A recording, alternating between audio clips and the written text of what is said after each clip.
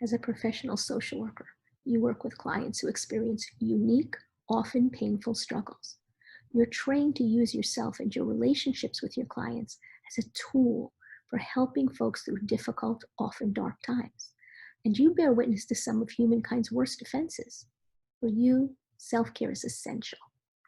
I'm Susan Mankita.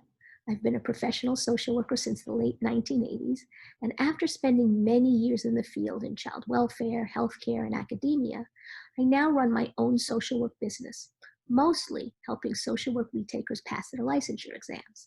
I'm also the president-elect of NASW's Florida chapter. I'm honored to be a part of the Nourish to Flourish project, being created through FSU Center for the Study and Promotion of Communities, Families, and Children. A social worker's job is hard every day, whether micro or meso or macro. But now, during the COVID-19 pandemic, we're all experiencing something we've never experienced before, a shared or collective overlay of distress. In other words, we're all experiencing some of the same overwhelm and frustration. We all live in this new world where physical distancing is the norm and where there's less safety than before. This is true for us, our leaders, and our clients. Extra vigilance and extra care is always required when our personal and our professional worlds overlap in this way.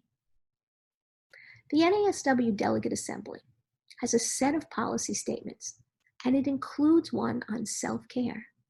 It has a set of 11 recommendations, many of which require the creation and promotion of self-care in professional environments by those in power. One recommendation, which is doable by you or me or any individual social worker, calls for each of us to have a professional self-care plan.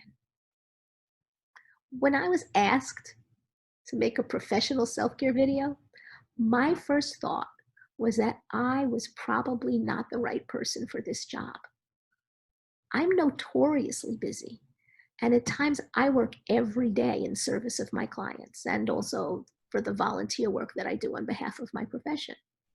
In fact, I have often bragged to my colleagues that I've gotten to exactly where I want to be in this profession by saying yes to every meaningful opportunity that's crossed my path. In some ways, that makes me not the poster child for self-care, but maybe the poster child for self-carelessness. Well, maybe I exaggerate a little bit, but social workers like me, and maybe like you too, are not necessarily naturally inclined to take care of our precious selves. I work a lot, and I literally love working a lot. Perhaps counterintuitively, good work is part of my self-care. There are plenty of things that I do to take care of myself that I wouldn't necessarily call professional self-care. I do physical things and emotional things. But there are also some professionally related things that sustain me and offer me comfort and hope, even in scary, unimaginable, and overwhelming times, like right now. So here are a few of my go-tos. Supervision. Having someone to talk to about the intersection of your cases and your feelings is everything. Ask yourself, what do you need in terms of your own supervision right now? I've always found it helpful to work with people that are willing to help me look at my professional process with my clients and at myself. Now, it's possible that you're not getting everything that you need from your supervisor in these times of great stress. Maybe there's an outside person you can go to, a professional mentor. You may have one already or someone you haven't identified, but having somebody to debrief with following particularly stressful events is absolutely invaluable. Next, belonging is my self-care. Connecting with colleagues. Many of you can say that you became a better social worker because of your colleagues. Every day, they give me something to feel proud about, and they support me. And being involved in NASW has actually given me an opportunity to offer and gain professional development, which is another self-care gift for me. It's also given me a crew, a group of social workers that understand me and provide me with comfort. I'm grounded by them because I know I'm not alone in my values and in my struggles. Last week, I was lucky enough to have a long Zoom chat with Linda Grothman from the new Social Worker magazine. She introduced me in that chat to Dr. Erlene Grice Owens, who's a social work self-care guru.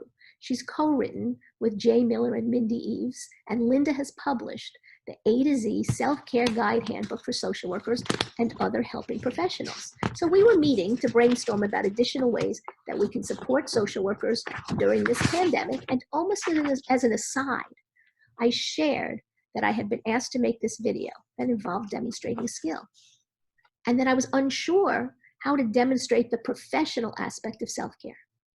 She reminded me about how self-care was written into our NASW Social Work Speaks policy statements. I think I have a picture right here. And I realized that a self-care plan was not only demonstratable, that it was a tool that I probably already had in my tool chest, as many of you do as well. So let's talk about that. Well, you know what? Before we talk about that, this is the Self-Care Handbook. I strongly recommend it. This is the New Social Worker magazine. I strongly recommend that. With or without the Self-Care Handbook, many articles about self-care are written there. So now I'm going to do my demonstration. In the planning phase of the social work process, after an assessment, social workers help their clients identify their most pressing concerns and then help them figure out how to target them for change. Once you and your client agree, a goal is created. It's usually a broad statement that will need to be broken down into smaller steps called objectives. Well, I'm my own client right now, and since the problems I've identified is that I struggle to take my professional hat off at the end of my workday, I already told you that, I'm going to need to state it in the positive. So let's just say that my overarching goal is to improve my professional self-care through the achievement of boundaries between my professional life and my personal life while I'm working at home. Now, sounds good to me, but there isn't anything in that statement that gets into the how. So this goal is not very smart. Do you remember SMART goals? Specific, measurable, action-oriented. Some people for the A might say achievable, realistic, and time-limited. Some people just call them SMART goals, but I usually like to keep that goal broad and make my objectives specific.